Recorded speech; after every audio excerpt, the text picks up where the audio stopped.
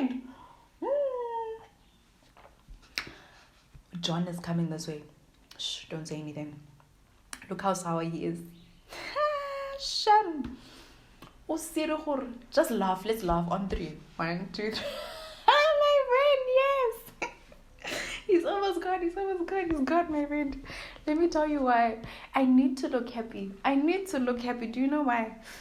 He's walking around. He's sour. He's so unhappy. He is so angry because the last time we spoke, we were having a fight. Now I look at him, he's still looking unhappy. Me? I'm happiness galore, darling. I love seeing his angry face. Meantime, I'm happiness. I'm talala. I'm to do. I'm just fabulous, darling. Why would I ever be unhappy because of another person? Never. I'm gonna try. Work till I die. I'm gonna fail and get up, 'cause I'm not giving up on my dream. Hey gorgeous, and welcome to my channel. I'm Kopano Shimange, and this is How I Do Things, the show where you send me your questions and I let you know how I would do things. Now I can take it as entertainment, use it as advice, take it, don't take it, use it, don't use it at all, my darlings. Listen, do what you will with it. Do what you will with it. Do you know why? Because I am not a professional. Not a professional at all. I'm just letting you know what I would do if I was in your shoes. Babes and babes. It is imperative that in this world, we walk around with a sunny disposition. Do you know why? Because there are too many sour people, lemon-faced people walking around this earth being unhappy. And you know what unhappiness does for you? Being miserable makes everything else miserable. How do you think good things are going to happen to you in your life if you're constantly walking around like you are swallowing a lemon all day, every day, 24/7? It's not going to happen. People who walk around with a happier sense in life tend to attract good things to them. You wonder to yourself, why don't things just go my way? Why is it not that when I'm walking down the street, I don't pick up 100 Rand note in J? Why is it that some people can pick up money on the street, but I can't? What did I do? What did I do to deserve such in my life? Happiness is a very key, important thing that we need in our lives in order for things to go right. For what reason would you be unhappy? For what reason would you deliberately cause yourself misery? Let me tell you something. There are ways that every single day we wake up and we are deliberately chasing misery and unhappiness. Every day we wake up and instead of saying, I want to be happy, we chase misery. In today's video, I'm going to tell you the 8 ways that you are chasing misery in your life. The way that you are sending happiness away and inviting the unhappiness, the sadness, the doom and the gloom into your life. I'm going to tell you how you can get rid of that and how I have done that as well. Hopefully it will work for you too. And here's a note.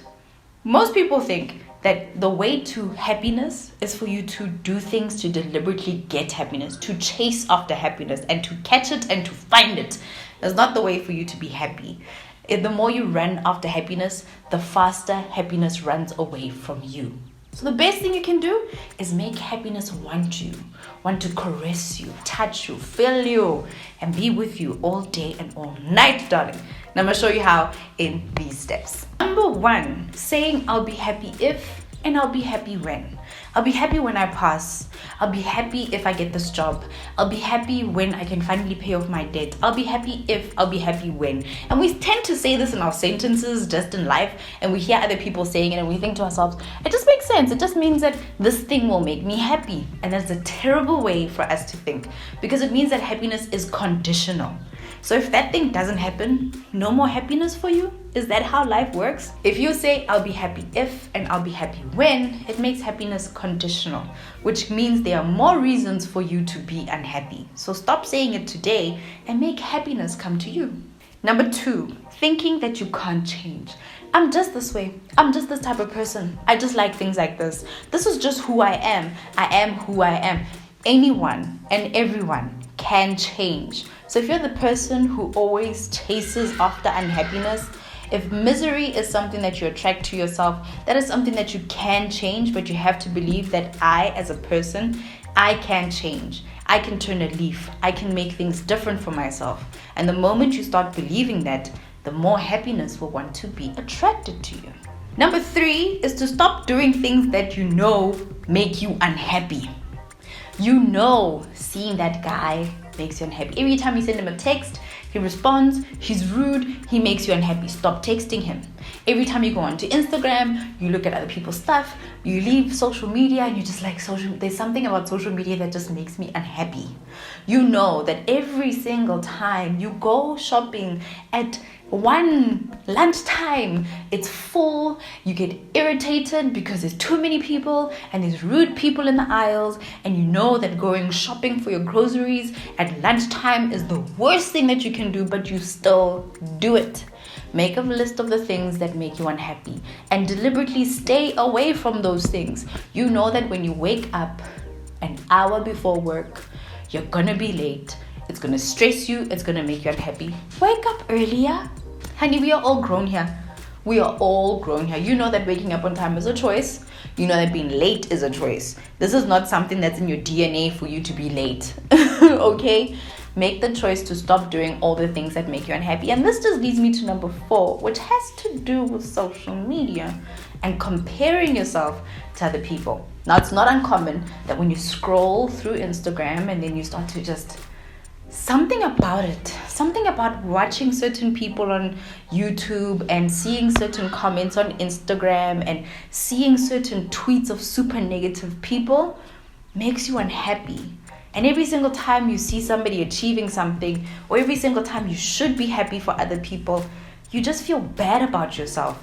It's very common for social media to make you feel bad about yourself, but it's because you're comparing yourself and you're thinking to yourself that somebody else's success means they're taking up space that I could have taken. It means that they are doing something that I could have done. It means why didn't I get that and that person got it? Why is it that every single time you see someone else succeeding on social media, when you see other people being happy, when you see people passing, getting their masters, getting a car, getting a house, why is it that when you look at someone else's achievements and someone else doing well, that you feel bad about yourself? The problem is not social media. The problem is your perspective. And you need to look at it. What is it about your perspective that makes you feel worse off when someone's doing better? When someone's doing good, why do you even want to compare yourself? And that is where the unhappiness comes from. Comparing yourself to people. Because someone else's success doesn't mean you're not going to succeed. That is the portion of pie that God has cut out for another girl. God has cut out a different piece of pie for you. So if you want to find out where your success is, where your happiness is, where your achievements are, get down on your hands and knees, pray, and let the Holy Spirit guide you. Someone else's success means nothing about you. It has nothing to do with you. It does not reflect negatively on you. There is no one who's taking up your space. Your space has been designated by God. And no matter how much other people succeed, and no matter how many people do well, and no matter how many people you compare yourself with, no one's taking your space. Pray, get aligned, get your own space, and stop comparing yourself to other people. Number 5, accepting emotional responsibility for the bad things that happen in this world. Bad things happen in this world. It's a really sad thing. And it's bad to say you need to accept that bad things happen in the world, but they do. The point of activism, and I think we should all be activists in one way or another, is knowing that we have a part to play in making this world a better place. But we can't take emotional responsibility for every negative thing that happens. When we watch the news and we feel like crap, we can't take emotional responsibility for every single thing, or we will never be happy. We need to take emotional responsibility for ourselves. When those bad things happen, know that you can and you should play your part, but you are human. Know where your control starts and where your control ends. There's certain things we can influence and certain things we just can't. And you need to accept that. The day you accept what you cannot control is the day you become 10 times happier. This is a biggie. Number 6, thinking that your unhappiness is someone else's problem. Yes, Thabo can go and cheat on you and make you very unhappy. But the truth is, if you carry around that grudge and that unhappiness for longer, it's not Thabo's fault. It's yours. This is the saddest part of it all. There are people who can deliberately make you unhappy, deliberately spoil your day. You can't blame them. Your unhappiness, your responsibility. The fact that they were able to even touch you, the fact that you weren't able to just shrug it off your shoulders and just be like, dusting it off, bounces off me, does not affect me, is your fault. So it's my fault if Tabo cheats on me and makes me unhappy. The fact that Tabo cheated is on him. It's not on you. But the fact that you're unhappy is your fault. Is your fault. You take what happened. You realize that I can't change the past. If he's a dog, he's a dog. If I stay with him and he continues to make me unhappy, it's my fault. If I leave him and he still makes me unhappy, it's my fault.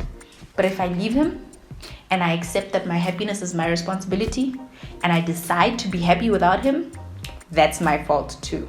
Number 7 is being something that you're not. Forcing yourself to be a glamour queen when actually you're a sloth. You don't like to comb your hair and you actually like to sit in your tracksuits.